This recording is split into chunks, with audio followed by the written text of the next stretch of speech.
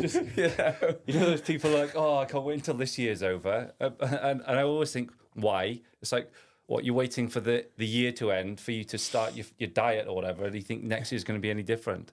And I was thinking, oh, God, I can't wait for this year to end. And I was thinking, well, no, because it's not like anything different is going to be once January the 1st clocks around. So I have to somehow,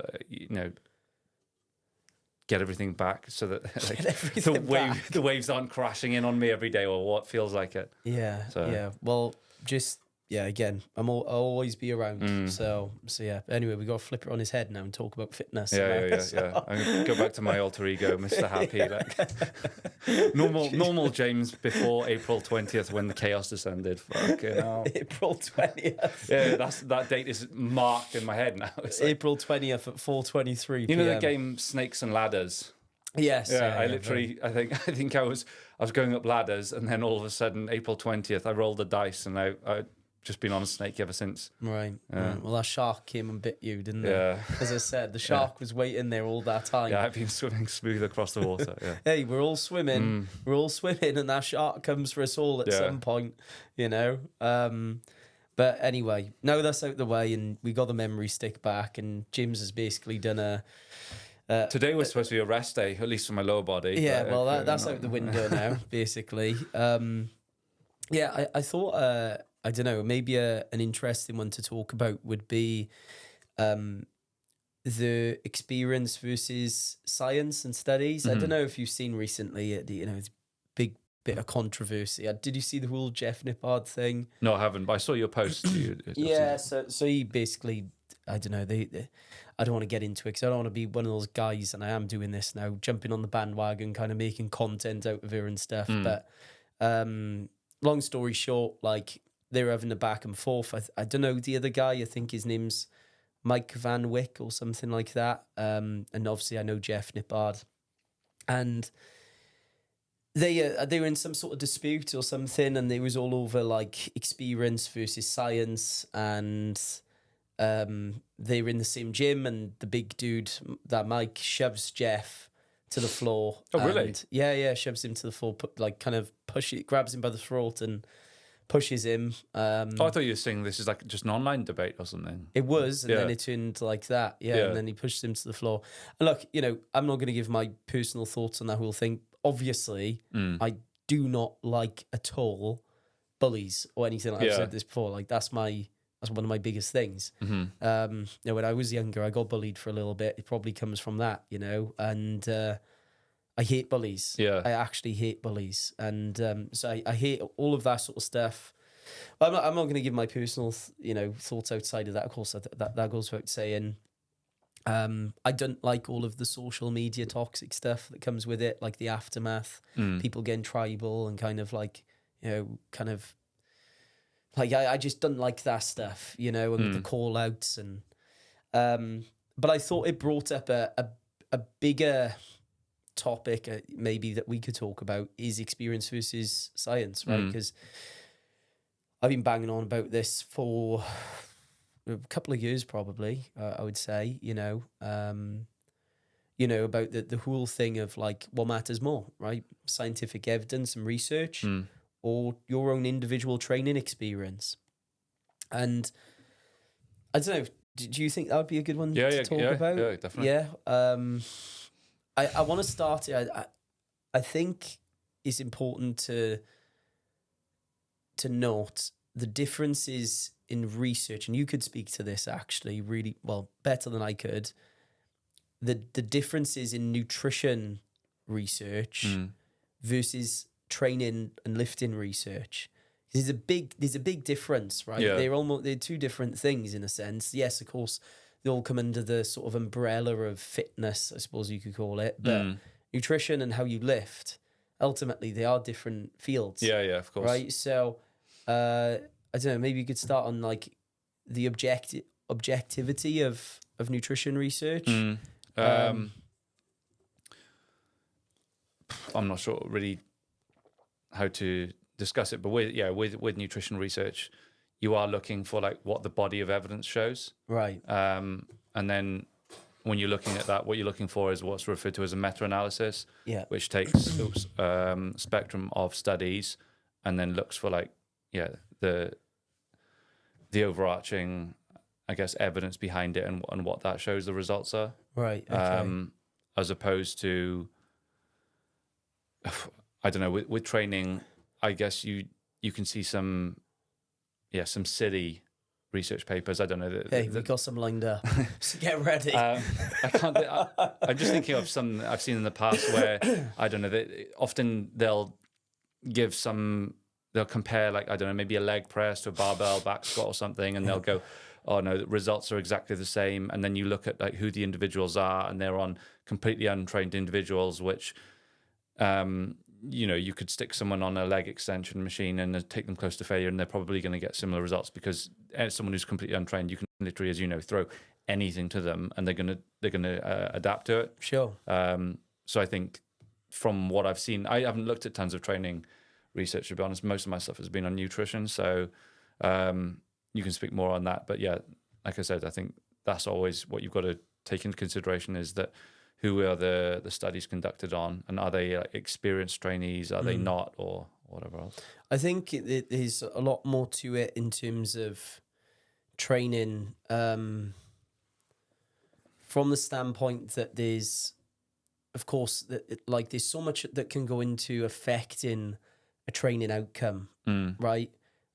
Sex, age, what's going on outside the gym in terms of lifestyle stresses, nutrition quality, sleep. There's just so much that can affect an outcome in terms of a result. And I don't want to get into the training stuff just yet. I want to stay on the nutrition side of things. I think with nutrition, there isn't quite as much that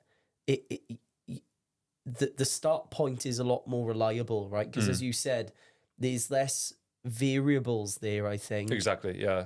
That are going to impact the outcome, if that makes sense. And so when you do look at, these big meta-analysis studies, right? For instance, one of the biggest ones that comes to mind is the one on Diet Coke, Oh, right, yeah, with aspartame. Yeah, and they took, I think it was a meta-analysis. It was something like hundreds of different studies, wasn't it, or something like that. And the outcome was the same, right, across all the different studies. Whereas in training, you don't necessarily have that, right? Like, you have these individual research papers, and this isn't it, I think Menno Henselmans is great. Right? He's the one that comes to mind because he posts a lot of them. Yeah. And so this kind of goes into my argument maybe against that. I don't want to come across, I'm calling Menno Henselmans out. I think he's, from what I don't know the guy personally, but from what I've seen, he seems like quite a moral guy, seems like a good guy. But you just see all of these titles on his page with, all of these different research papers on there. And you're reading some of them and you're like, damn, like, that goes against everything that I've learned in my experience as a coach, And you have this whole thing as a coach, where I've trained, I wouldn't be able to tell you how many people, right? Hundreds and hundreds, if not maybe, close to 1,000 people probably, I've met in person, I've helped, whether I've coached them or I've given advice. And I've just seen the same outcomes over and over and over again, right? And that's the phenomenon, right? You have the phenomenon versus the phenomenology. And the phenomenology, for instance, like if I hold up a pen right now and I drop it, or it's going towards the floor, right? That's the phenomenon. The phenomenology is the fact that we know that gravity is pulling that pen straight down to hit the floor. We have an understanding as to why that process is actually happening. And the same goes for lifting, right? Like when I see people who are squatting and they start with great technique and we help them with that, and then all of a sudden, we just every single workout add a little bit of weight to the bar. The same thing happens every single time. They get stronger and they put 50, 60 kilograms maybe on their squat over the space of a few months. They look bigger. They've built muscle tissue. do I need a research paper to validate that? Well, no, 'cause I'm seeing it right in front of my eyes. I've seen it hundreds and hundreds and hundreds of times. And so when I see then pages, obviously, like maybe, again, not to call it, I think he's a good, I actually follow him. I think he's great. You know, some of the stuff he puts out. When I see some of the studies that come out, and that's just one that comes to the top of my mind, and I'm looking at these papers and I'm like, well, that kind of contradicts everything based off my experience. I start scratching my forehead, you know? And the part, I suppose, that maybe it gets to me is how people just blindly follow it. You know, and I think that's where the problems come in, because there are limitations to these studies that people don't talk about, which you don't necessarily have with nutrition. I don't know, is that fair to say? Have I kind of... But do you think that's fair? Yeah, I completely agree. Yeah, I mean, what you touched on to start with was the difference in variables you can get between a trainee versus someone with nutrition. You know, it's not there aren't so many variables that can have such a big effect, are there? Sure. You know, for example, with nutrition, you know, the debates about whether for fat loss is there a difference in going low carb versus low fat, and when you match calories and protein across like a period of time, the results are like virtually identical. You can't say the same. And you know, you could take training, and again, you could compare two individuals on two different exercises, but then, you know, if the one is an experienced and the other one is inexperienced, you'd have to consider the overall volume, the recovery period, because again, you said the one, like the experienced trainee will need more recovery time versus the novice, isn't it? Like exactly. Like you said, like what is it? A beginner, they can recover and adapt, and then go in again and set another PB on the squat. Like, is it a couple of times a week or something? They need I don't know how many hours for recovery compared to hours, like yourself. You're not going to be going in and doing that, are you? You know? No, exactly. And so, one of the things that I've tried to do, because I do think it is a little bit more clear cut and dry with nutrition. You have principles, like you have principles in training for sure, but there's a lot more that you can get from the science, because it is so objective in terms of the data that you can collect, and you can kind of reinforce those principles. With training, it's not the same, because it is a little bit like we're still in the Wild West, I think, because there are so many variables. And you'll see, here's some of these studies, which I'll read out a couple of them now. And if you're an honest coach and you've been doing this for a very long time, you will know that it's complete BS. Yeah. So I don't know. Let's get into it. Let's take a look at some of these studies. So before I came on, I decided to pull up just a few that struck out to me. So this was one done by Craig A. Goodman et al. Why do they say et al at the end? It's when you've got other people, other contributors to the study. Okay, right. Okay, so we got Craig A. Goodman et al. J Strength, I don't even, Cond Res 2008 in Jan. Right, okay. So this is the title of the study. No difference in 1RM strength and muscle activation during the barbell chest press, or barbell bench press, on a stable and unstable surface. Okay? So basically, I'll read out the abstract, just a bit of it, because otherwise it gets really boring. Exercise or Swiss balls are increasingly being used with conventional resistance exercises. There is little evidence supporting the efficacy of this approach compared to traditional resistance training on a stable surface.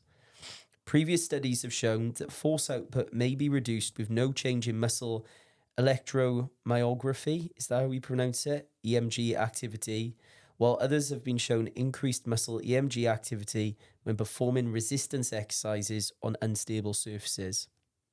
This study compared 1RM strength and upper body and trunk muscle EMG activity during the barbell chest press exercise on a stable flat bench and an unstable surface exercise ball. So basically, they used a Swiss ball, right? Or a bench, yeah. Or a bench. Good luck to the person doing off a bell Swiss ball.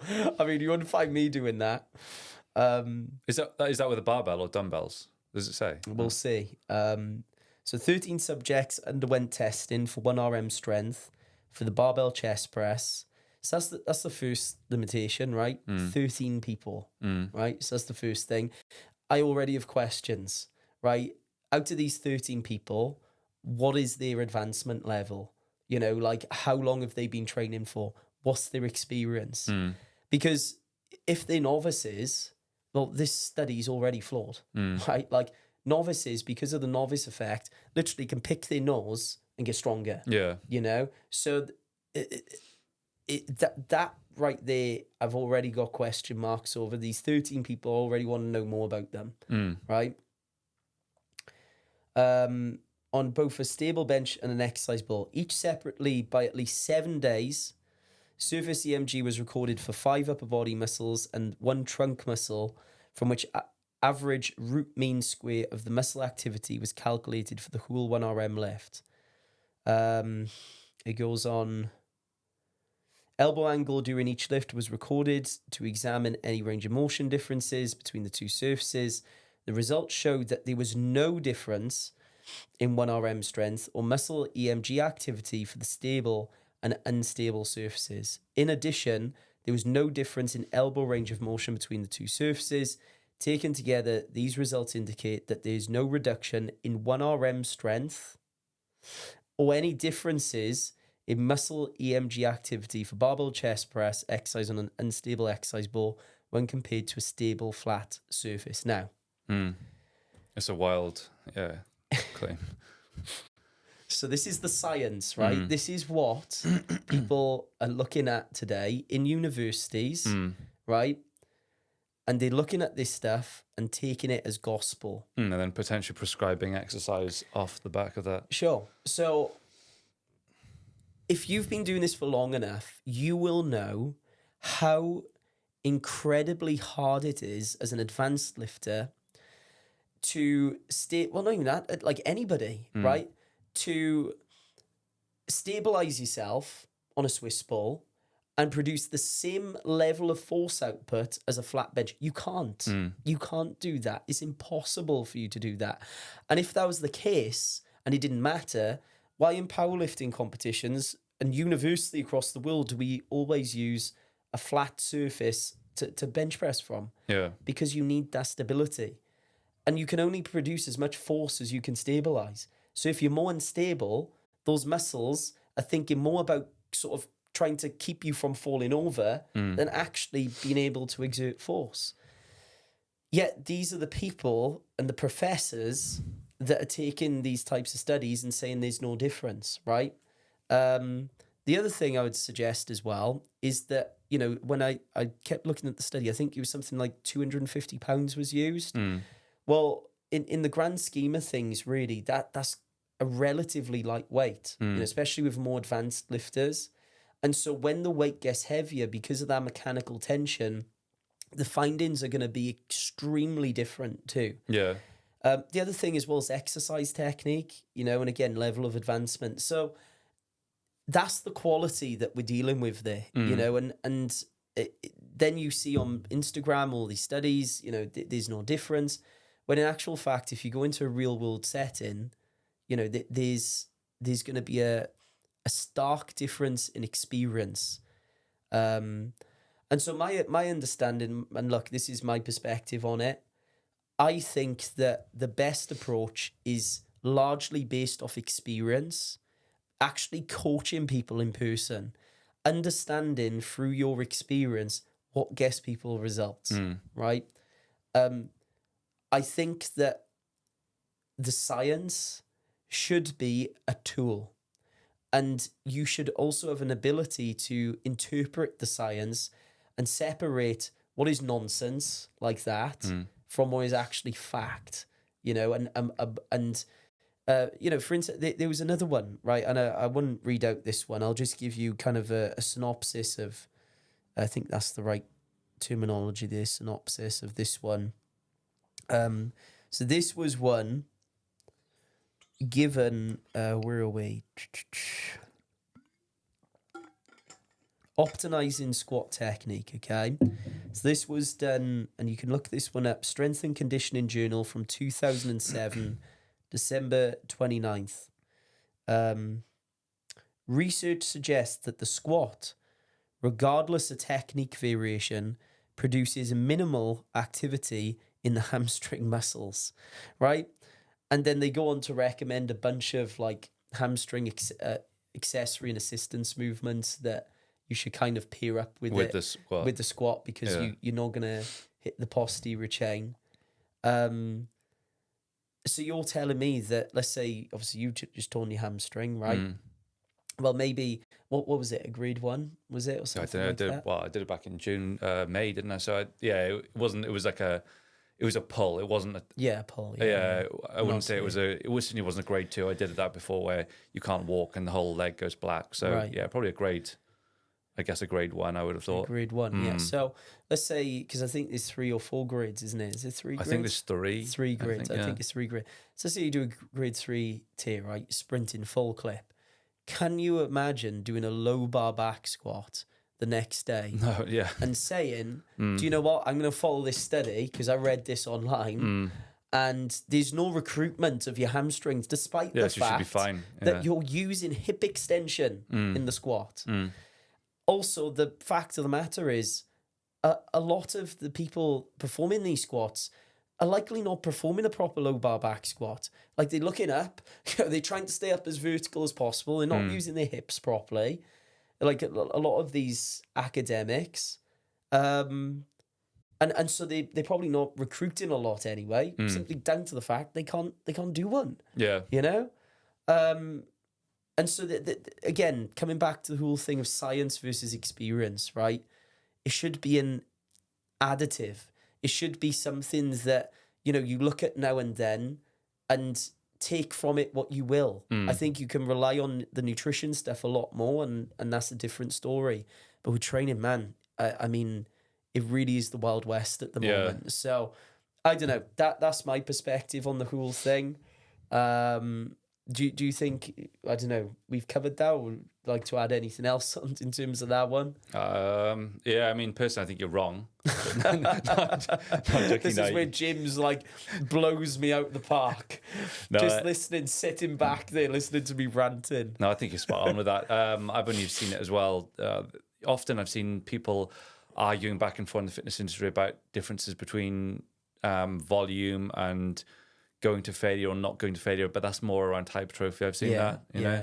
It doesn't massively interest me, to be honest. No. Well, anyway, I thought we've cleared that one up. We do have some. Should we move on to what's new this week? Yeah. So we do have some questions coming in. Let me pull these up. Okay. I work a physically demanding job and sometimes it's tough to fit in my lifts. On days when I'm really fatigued, should I just skip the gym or try to adjust my training volume and intensity? Okay. I work a physically demanding job and sometimes it's tough to fit in my lifts. Days when I'm really fatigued, should I just skip the gym? Yeah, what's your thoughts on that, skipping the gym? I guess, I suppose it depends. If like your week and your schedule allows you to, again, it depends how many training days you've got in the week. If it allows you that you could push it back 24 hours to the next day, then by all means do that if you're going to get a more productive training session. If not, then I'd probably aim to reduce the number of sets but keep the intensity up, which is what I would do. Yeah, I'd agree 100%. I've had it times before I've been ill and I thought, well, I can push it back. It's hard to do because I always want to get in and train, but it is the right thing to do, So yeah, I think that's a pretty straightforward one.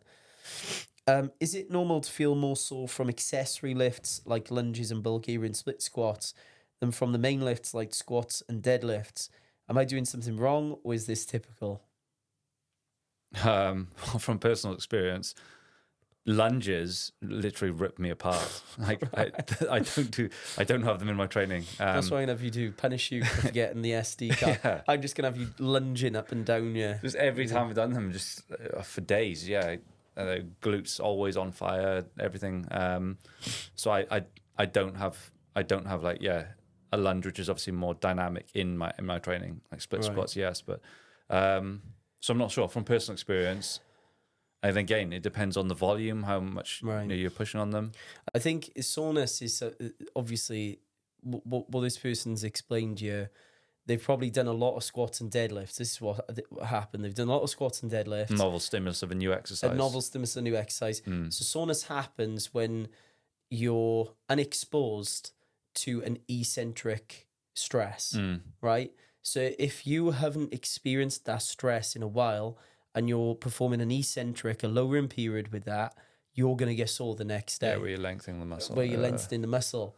But that does not necessarily mean, and this is the key takeaway, that is productive, you know, because we all know soreness is just a byproduct of that phenomenon, right? But what it's not is a sign of progress, and the fitness industry has made a lot of money off getting people sore, you know, and that's just the reality of it, you know. So soreness isn't an indicator that you're actually growing muscle tissue or you're getting stronger. Instead, it's just a byproduct of that experience. Do you think that's fair? 100%. Yeah, spot on. What's the best way to warm up for lifts? I feel like my warm up is either too short and I didn't feel ready, or too long and I get fatigued before I even start. The best warm up. There. The best warm up is without a doubt 20 burpees and 20 jumping jacks.